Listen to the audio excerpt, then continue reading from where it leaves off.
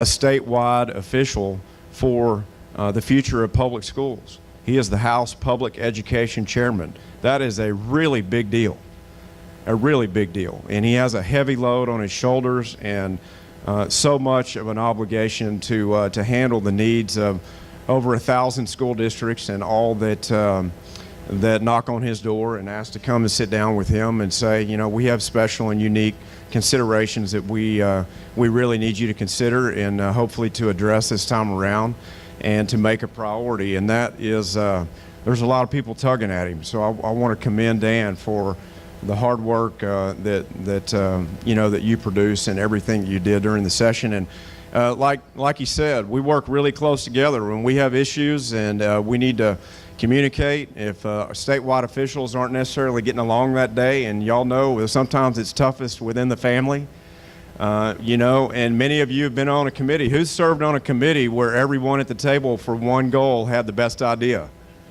right? So it's no different. It's a case study in human behavior, and it's again, I think it's exceptional how the process is set up.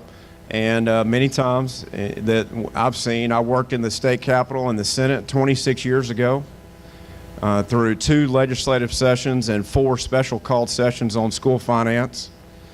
And then I find myself today working as a member in the Senate. And it's wonderful to see, but it's also amazing to see that the top of the fold and the headlines for the newspaper and what you see online is online now, not 26 years ago.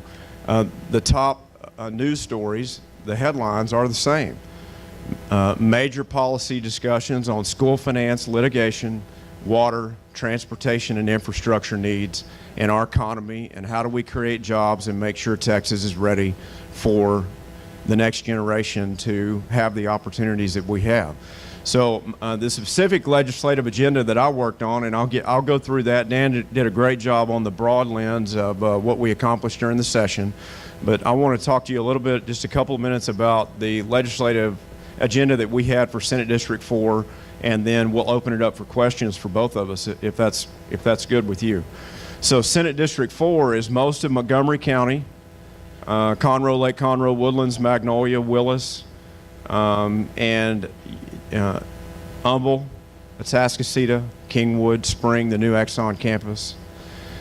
Going around the east side of Houston, all of Chambers County, Baytown, Winnie, Anahuac, Mont Belvieu, to half of Galveston County and Bolivar, and 64 miles of beachfront all the way to the Louisiana border, and all of Jefferson County, and Port Neches Grove, Port Arthur, Beaumont, and the ports there, and all the petrochemical complex. Those are the areas that I serve. It's 1 million people in southeast Texas, and essentially parts or all of 5 counties.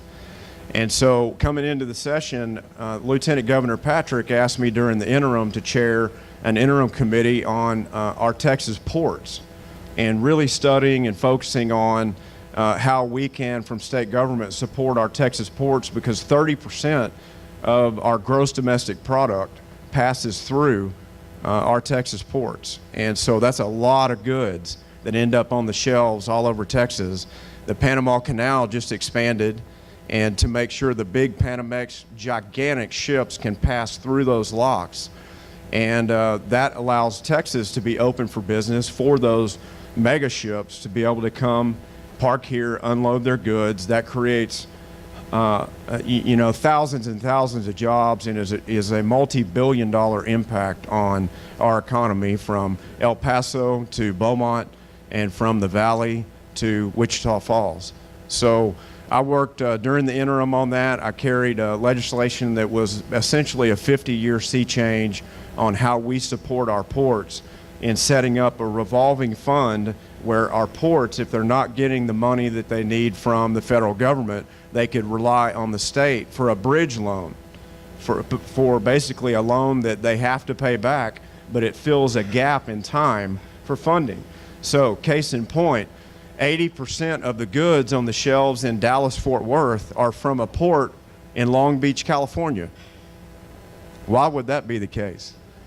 Because the administration has picked ports around the country that are not basically in Texas, for reasons that you all may guess, the prior administration, not the Trump administration. And then by rail, those goods are brought in to North Texas, and that punishes Texas ports and keeps us from maximizing the jobs and the businesses that we could tackle there. So Beaumont is the #1 military port in America and #3 in total tonnage. Houston is #1 as total tonnage on exports in America for all of our ports in the country. So we're working hard to support all of those. And that legislation will do that. I carried a bill to prevent Texas investment or Texas pension money from being allowed to be accumulated from businesses that discriminate against Israel. And so Israel is a friend of Texas. Israel is we're their 4th largest trade partner in America. And if Israel falls through discrimination or through violence or through passive resistance or whatever category you might choose, they are our greatest friend in the Middle East, and it's critical to our defense that we have allies in the Middle East that stay strong. And so that bill was the first bill of the legislative session that Governor Abbott signed into law, and we had a press conference on that that was covered from here to the main newspapers on the front page in Jerusalem. And we're going to deliver that pen that Governor Abbott signed that bill with directly to President Netanyahu this summer to show him that Texas will always be a friend to the state of Israel and to make sure that we have their back. That's right. So I was really proud of that, and that was a bill that I've been working on along with Representative Phil King out of the House, who was the catalyst behind that effort starting out in the interim. We're really proud there. We had significant changes in transportation, in funding for transportation, and we live in areas of the state that need it the most. We had big changes in water infrastructure. As many of you know, we passed 19 new reservoir sites in Texas a couple of years ago to make sure we could build new lakes when and if we need to, and we're going to need to. And the House and the Senate worked together on policies for underground storage and desalination and groundwater district development, and making sure that all of these districts are communicating on how water planning is solved for the future. That's really important as well, because a recent Harvard study showed us through the business school that CEOs don't look at golf courses, even healthcare, taxes, schools, any of that first. They look at long-term sustainable water supply before they move their company, because if they don't have that, they're not going to really care about any of the rest. And so we're going to make sure Texas is ready, because governors were running ads on Fox News over the recent years saying don't move to Texas because they're going to have a stigma for 50 years on water, and they're way behind. And so we have worked really hard to correct that, and we've made some big strides along those lines. In California alone, I think we've got over 131 different businesses from the state of California, with one of those businesses representing 3,500 jobs just last year. And that job creation and that relocation, along with a sustainable workforce that's educated and prepared and ready, that's why Texas will remain Texas compared to the rest of the country. And I saw some folks in the Capitol from California during session, and we always wonder, is all this influx and migration to Texas going to change us? Our strength, our entrepreneurial spirit, as risk takers, as Texans, we take, certainly take risk, stubborn somewhat, right? But we stand on principle and backbone, and we're going to remain that way. We did before the Alamo, and we do now.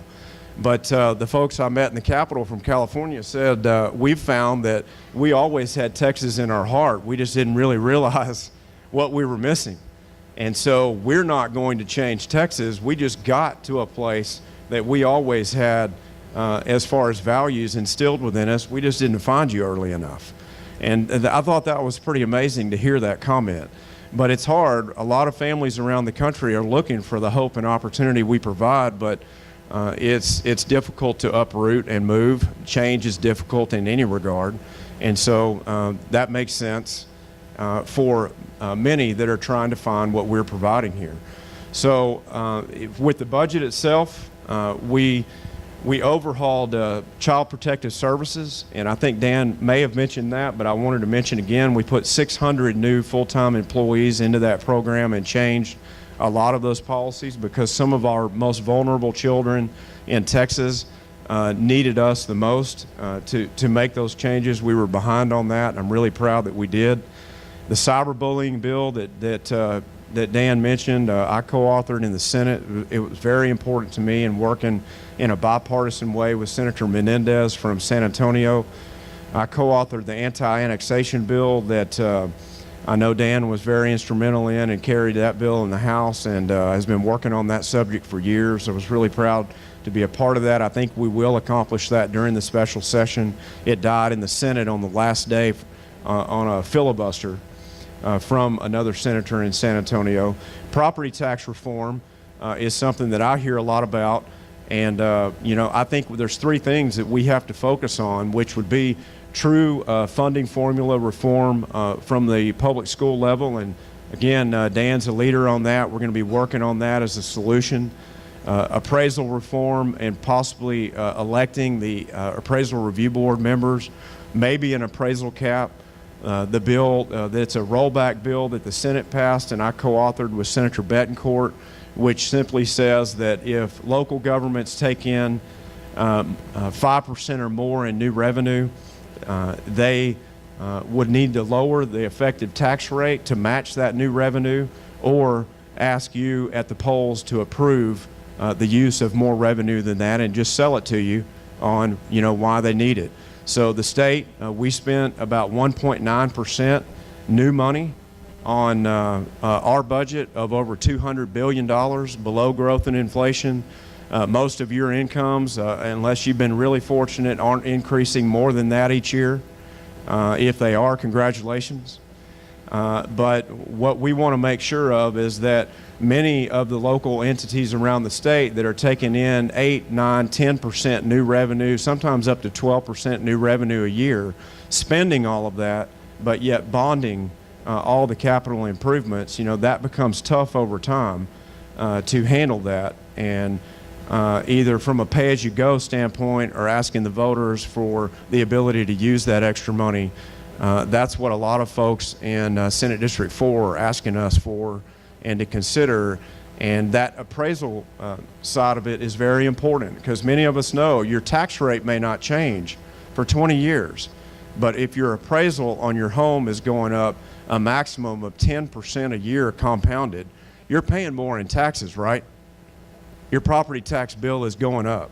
So we need, from a three-pronged approach, we need to tackle school finance reform, we need to work on the appraisal system, and then we have certain restraints on local government spending that the Senate plan addressed. We did a survey of Senate District 4 superintendents, and it came out at 88% for some sort of help with the Privacy Act, the bathroom bill. Many of you have heard about that. So I want to continue to hear from you on that subject. There was a lot of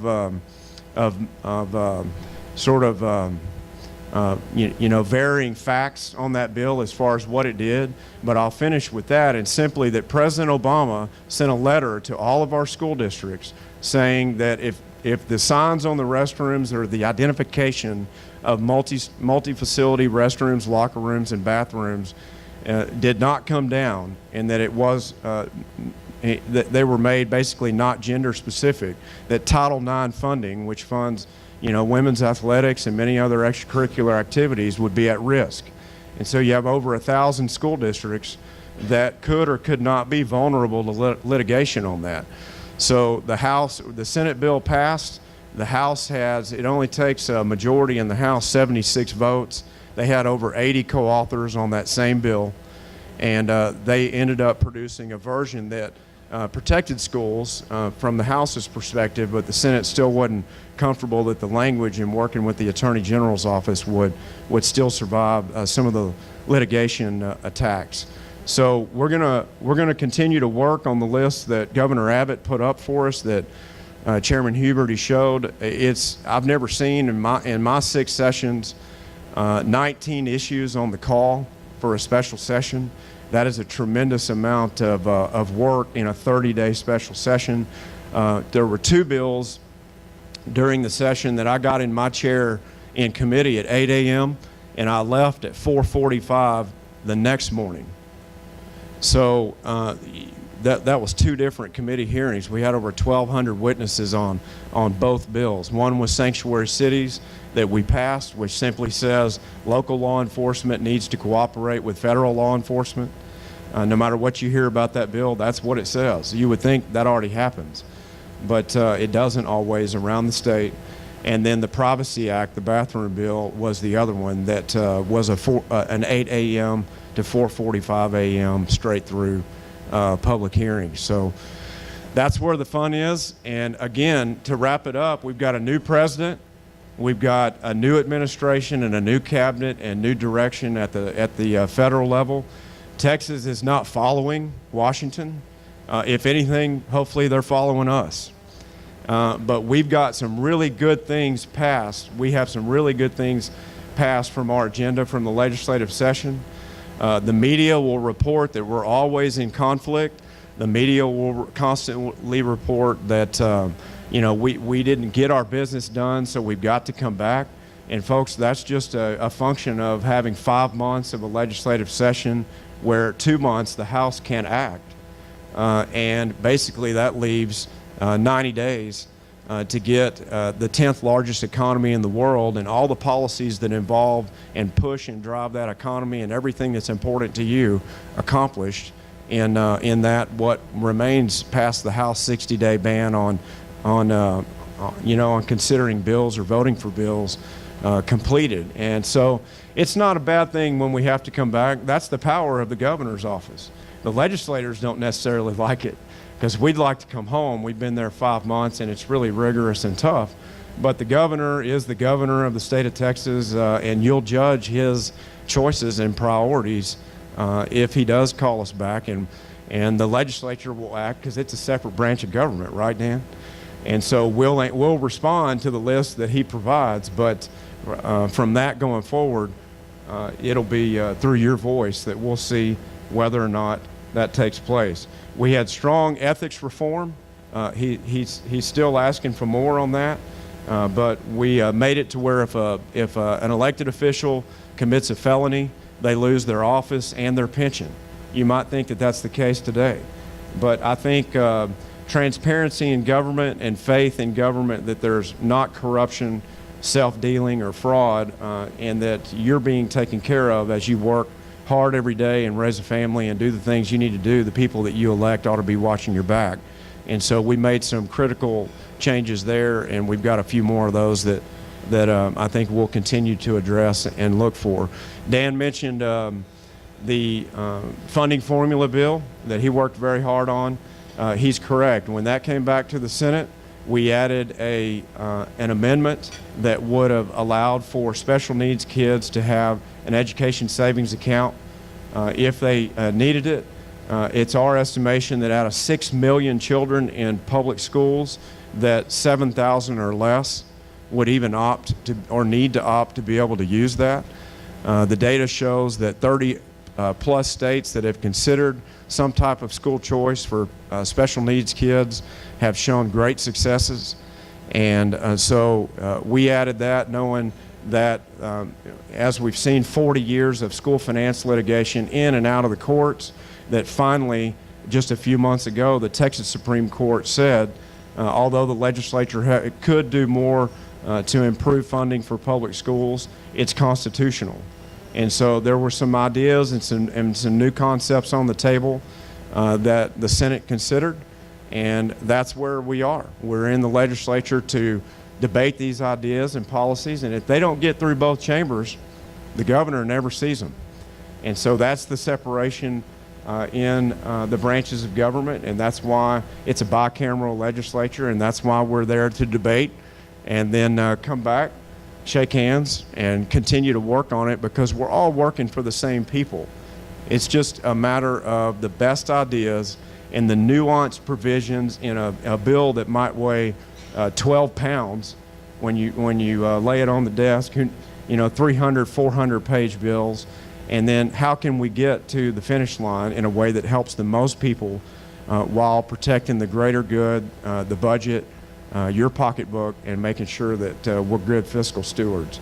And so with that, Dan, if you'll come up, we'll answer questions. I know it's right at 1, and we can also stay after if you need to. Thank you very much. Yeah. Yeah. Okay, any questions while I'm up here? Yes, sir.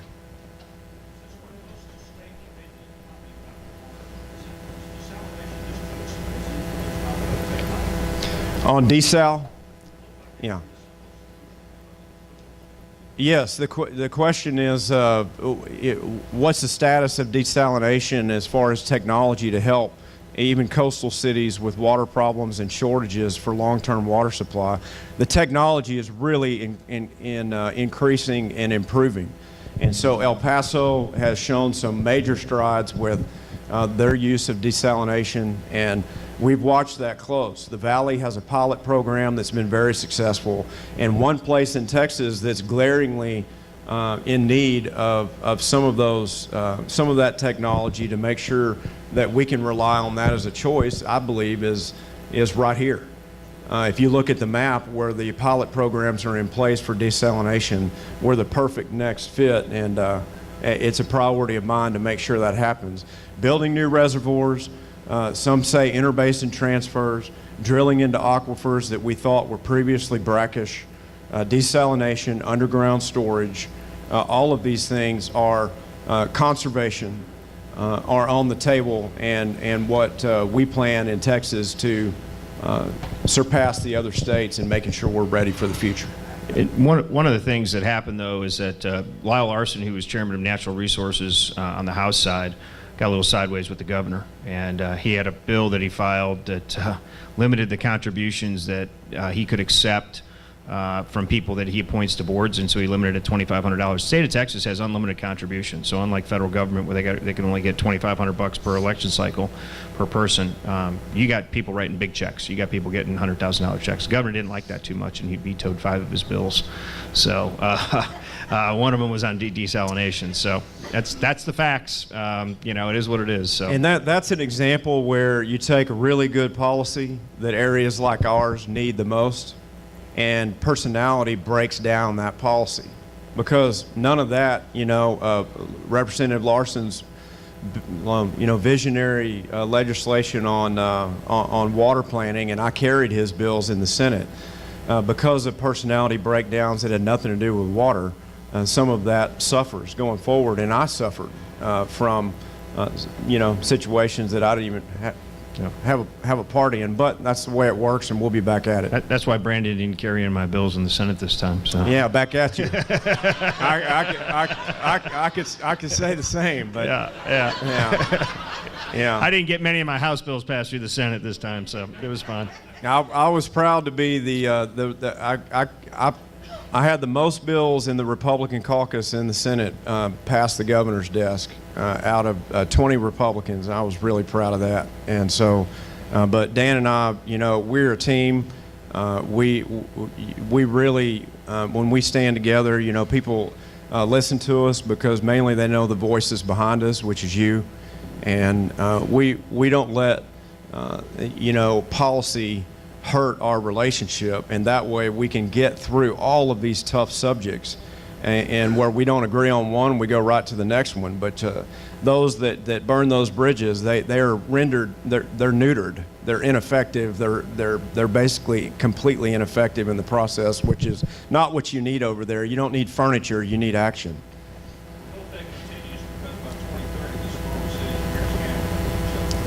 On the water issue? Yes. No, that's right.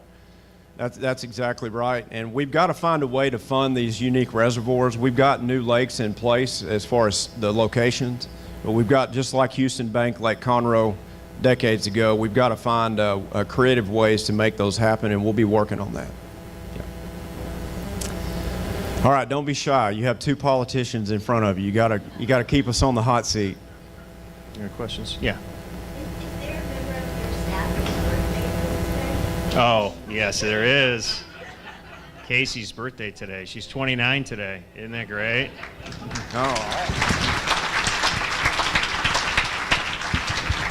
It's 29, right? Yeah, okay. Yeah, whatever.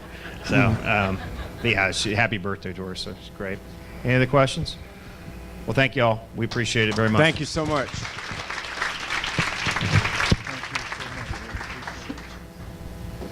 Come on, give them another hand for representing us.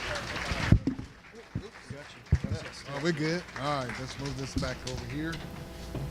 And we have something especially for our guest. We wanted to go to Tiffany's to get you something, but they're not in our community. And we really, one of our values is supporting the local businesses. So we stopped by Big Lots and got something for each of you. So come on, God bless you. Come on. Thank you so much. And I want to again thank our sponsors for being here today. Our presenting sponsor, North Houston Regional Center for Economic Development, and our gold sponsor, Kroger and Summerwood. And we want to again thank all of our legislators who support us and represent us in Austin and making our community better. And our prayers are with you in asking God's wisdom for what you have to do as you go back into the next session. Thank all of you for being here today. God bless you, and we are dismissed.